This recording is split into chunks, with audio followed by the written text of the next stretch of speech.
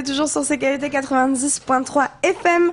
Il est 8h46 et on reçoit une invitée. Bonjour, invitée. Bonjour. Qui es-tu? Présente-toi, s'il te plaît. Mon nom est Eve Raya. Je suis étudiante à HEC Montréal. Je suis secrétaire dans le comité Tollab, c'est la Fédération des étudiants libanais à Montréal.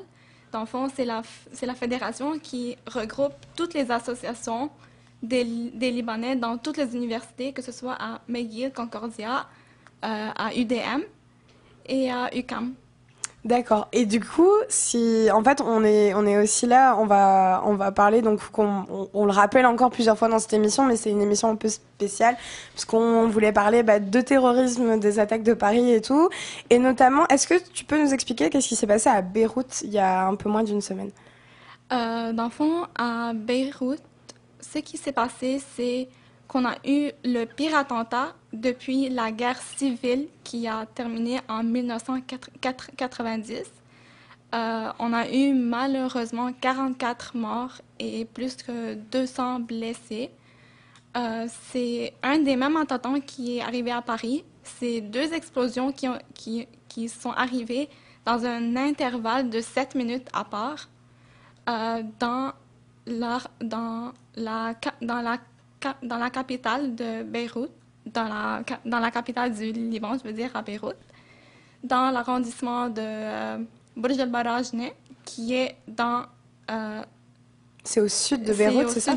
C'est au sud, exactement. Dans le fond, c'est pas quelque chose qui est nécessairement nouveau à Beyrouth, parce qu'on a toujours des tensions internes.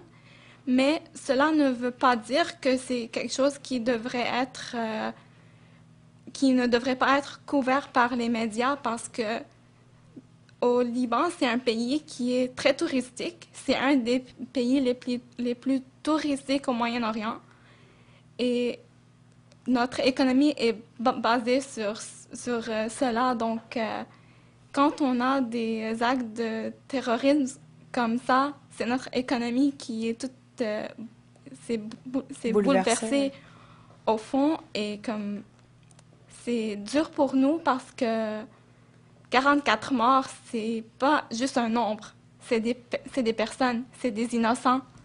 C'est comme tous les Français, comme les Africains, comme les Syriens, comme toutes les ethnies du monde. Et du coup, oui, donc ça s'est passé, il me semble, c'était jeudi dernier, c'est ça? Oui, c'était le 12 novembre. Donc c'était la veille des attentats de Paris, et il y a eu beaucoup, donc c'était la veille des attentats de Paris, le lendemain il y a eu les attentats de Paris, et ce qui s'est passé, c'est que sur les réseaux sociaux et même au sein de la communauté internationale, il y a eu un espèce de, c'était Paris, il y avait des drapeaux français partout, Obama prenait la parole en disant oui mais c'est horrible, tout le monde, même Vladimir Poutine était là, mais on va les tuer ces putains de terroristes, enfin c'était juste n'importe quoi, enfin dans le sens où c'était vraiment, enfin l'ampleur que ça a pris au niveau médiatique et au niveau de l'opinion publique sur les réseaux sociaux et tout, était juste immense. Et il y a beaucoup de gens qui ont dit, et à juste titre, il me semble, ok, et le Liban? Genre, alors que ça s'était passé la veille, que c'était de la même nature, dans le sens, parce que c'était aussi par l'État islamique, même Exactement. si c'était aussi par Daesh. Et du coup, au-delà du même nombre de morts, enfin, c'est que des chiffres, ça, comme tu l'as dit, l'important, c'est les personnes humaines. C'est pourquoi tu penses, d'après toi, qu'il y a eu une espèce d'émotion à géométrie variable? Ce que moi je pense, c'est parce que le Liban, il est situé au Moyen-Orient, parce que dans tous les pays à côté du Liban, il y a toujours des guerres. Palestine, Israël, Irak, Syrie, c'est toujours en guerre. Donc, moi je crois que tous les médias, ils prennent en considération, ils généralisent que tous les Moyen-Orient, c'est naturel pour nous qu'on ait toujours des attentats. Donc, je trouve que c'est pour cela que ça n'a pas pris la même ampleur que les attentats à Paris. Parce que, dans le fond, on ne peut pas nier que Paris, que la France au complet, c'est un très grand pays, qu'on a une très grande relation, que ça soit culturelle ou politique, entre le Canada et la France. Mais on ne peut pas oublier que dès la guerre civile au Liban, la majorité des Libanais, ils ont immigré on a une mais très grande, une immense communauté libanaise à Montréal, dans tout le Canada, mais c'est surtout à Montréal. Donc, le fait que toutes les universités, tous les directeurs des universités, même à HEC, à UDM, à McGill, on a tous reçu par courriel des condoléances pour les attentats qui sont arrivés à Paris, mais aucun directeur n'a mentionné le Liban, qui est arrivé même pas 24 heures avant Paris. C'est quelque chose qui nous a vraiment... ça nous a c'était un grand choc pour tous les Libanais, mais surtout pour tous les Arabes. Parce que même en Syrie, il y a toujours des attentats, mais personne n'en parle. Donc, le fait que tous les médias, ils ont pas parlé de ça, et les Libanais sont des personnes, parce que c'est une grande communauté à Montréal, on peut quand même dire qu'il y a beaucoup de Libanais qui ont comment dire, ils sont très significatifs dans le déroulement de l'économie du Québec quand même. Il y a plusieurs directeurs d'entreprises qui sont libanais, comme au Dollarama. Est-ce que quelqu'un sait que le directeur c'est un Libanais? Je ne le savais pas. Je t'avoue que je ne le savais pas. C'est vrai que la communauté libanaise est très très importante. Oui, ouais, d'ailleurs, de mémoire, je pense que la communauté libanaise au Canada, c'est la deuxième plus grande. Je pense que c'est au Brésil que c'est la plus grande. Ah ouais, à l'extérieur Brésil? Du Liban. Oui.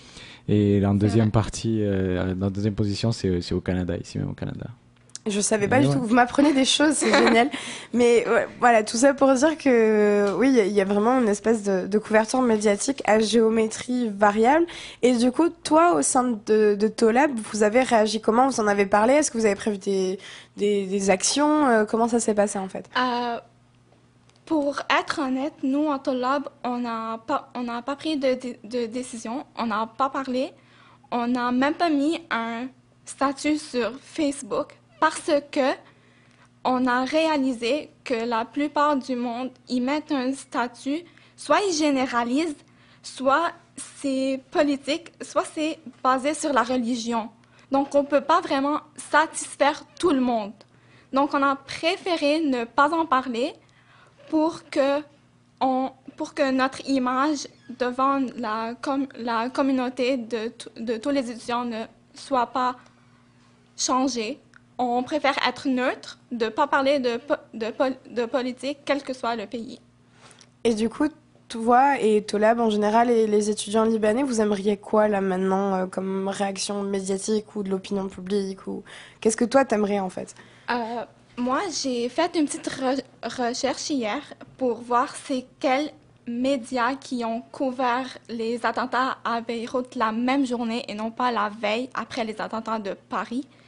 Et j'ai trouvé qu'il y en a juste 3, dont un à Montréal seulement, c'était le Journal de Montréal. Et les 2 autres, c'est lemonde.fr et libération.fr. Je crois que c'est en France. C'est Le Monde. Le Monde, c'est un des plus gros médias français du temple de l'objectivité. Et Libération, c'est un journal affilié à la gauche française depuis très très longtemps. Donc, ce que nous, on veut comme Libanais, c'est juste que c'est pas que les médias doivent dire leurs condoléances au Liban, mais c'est juste de couvrir tous les pays, que ce soit le Liban, l'Afrique, tous les pays qui ne sont pas aussi grands politiquement parlés comme les États-Unis, la France, la Russie. Juste parler de l'humanité en général, pas de personne, pas d'ethnie, pas de religion. C'est ça la grande différence. C'est que tout le monde dit prier Paris, prier Beyrouth, prier Syrie, mais personne dit prier humanité. Pourquoi? C'est ça la grande question. C'est pourquoi, pas humanité. Merci beaucoup, Ève Raya, pour ce beau discours de Merci paix et d'humanité. Je vais mettre la petite... Waouh, je fais n'importe quoi. Avec la petite extro pour finir l'émission. Vous êtes toujours sur CKUT, le lendemain de la veille. Oui, c'est ça. Vous êtes toujours sur CKUT le lendemain de la veille. Il est 8h56. On va finir l'émission. Cette émission qui était spécialement consacrée au terrorisme et à tous les morts que ça peut faire partout dans le monde. Merci beaucoup à Ramon Vitesse, à Roberto, à Anouk d'être là, à Eve aussi d'être là. Et merci à tous mes amis aux quatre coins du monde qui m'ont envoyé des textes. Ça m'a fait énormément chaud au cœur. Je vous avoue que hier j'ai pleuré en les lisant. Ça m'a vraiment fait du bien. Et merci beaucoup d'être toujours là. Pour plus d'informations sur tout ce que vous avez entendu ce matin, n'hésitez pas à visiter la page Facebook de CKUT. Surtout qu'on va mettre un petit jeu concours en place dès que l'émission est finie, donc ça va être vraiment chouette. Et voilà, les émissions du morning after, du lendemain de la veille, etc., que le compte Twitter de CKUT aussi. Et pour commenter ou participer à l'émission, vous pouvez nous contacter au 514-448-4013 ou à laveille@ckut.ca.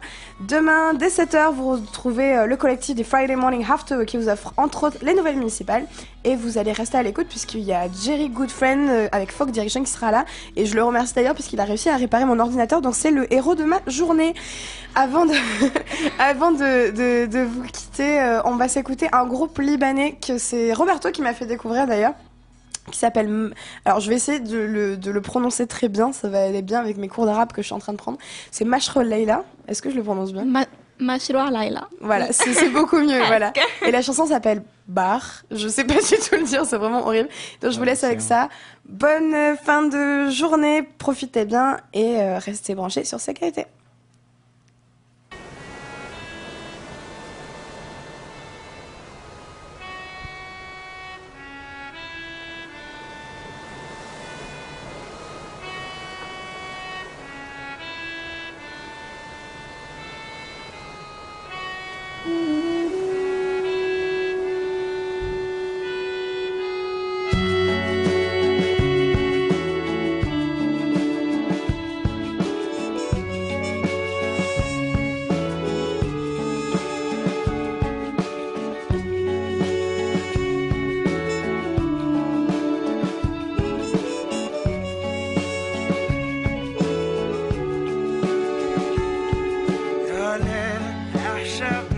حشبني بعتمة